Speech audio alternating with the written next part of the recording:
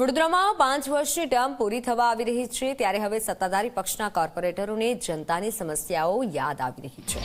વડોદરાના હૃદય સમાન 4 રસ્તા વિસ્તારમાં વર્ષો જૂની ટ્રાફિક અને દબાણની સમસ્યાને લઈને આજે ભાજપના કોર્પોરેટરોએ મ્યુનિસિપલ કમિશનર અરુણ મહેશ બાબુને ઉગ્ર રજૂઆત કરી હતી અને વડોદરાનો લહેરીપુરા માંડવી પાણીગેટ વિસ્તાર હંમેશા ટ્રાફિકથી ધમધમતો રહે છે।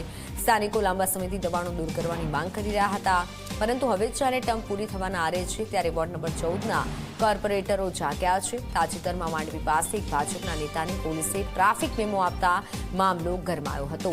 આ ઘટના બાદ નારાજ થયેલા કોર્પોરેટરો હવે પૂર્વ કોર્પોરેટરો સાથે કમિશનર કચેરીએ દોડી ગયા હતા।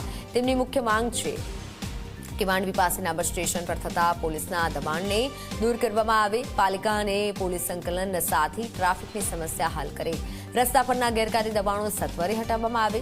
રાજકીય વર્તુળોમાં ચર્ચા છે કે નેતાને મેમો મળતા જ આ આખી રજૂઆતનો ખેલ રચાયો છે। કમિશનરશ્રીને મળ્યા, સારો રિસ્પોન્સ પણ આપ્યો, ચર્ચાઓ પણ થઈ।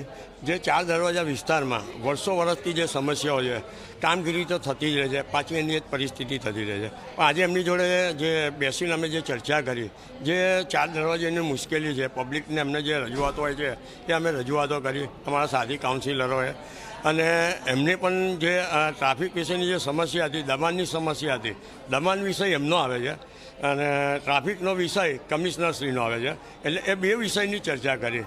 દબાણ વિષયની ચર્ચામાં બી એમને સારી એવી અમારી રજૂઆતો સાંભળી।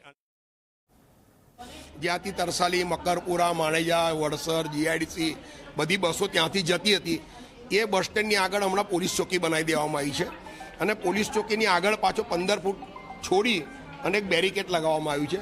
એ બેરિકેડના લઈને ટ્રાફિક ઘણો જામ થાય છે। હવે બેરિકેડ પછી રિક્ષાઓ ઊભી રહે છે, પછી સિટી બસ ઊભી રહે છે, એટલે ત્યાં આગળ એટલો બધો ટ્રાફિક માંડવી ચારે ફરતો થઈ જાય છે। તો એ તાત્કાલિક અસરથી એ બેરિકેડ દૂર કરવા સાથે આપણે સ્માર્ટ સિટી અંતર્ગત જે કેમેરા લગાવવામાં આવેલા છે, માંડવીની ફરતે બી છે, 4 રસ્તા પર બી કેમેરા લગાવેલા છે। તો ટ્રાફિક જામ થતો હોય તો ત્યાં કેમેરામાં જોઈ શકાય છે કે ટ્રાફિક જામ થાય છે, તો ત્યાં ટ્રાફિક કંટ્રોલમાંથી ટ્રાફિક પોલીસને મોકલવા જોઈએ।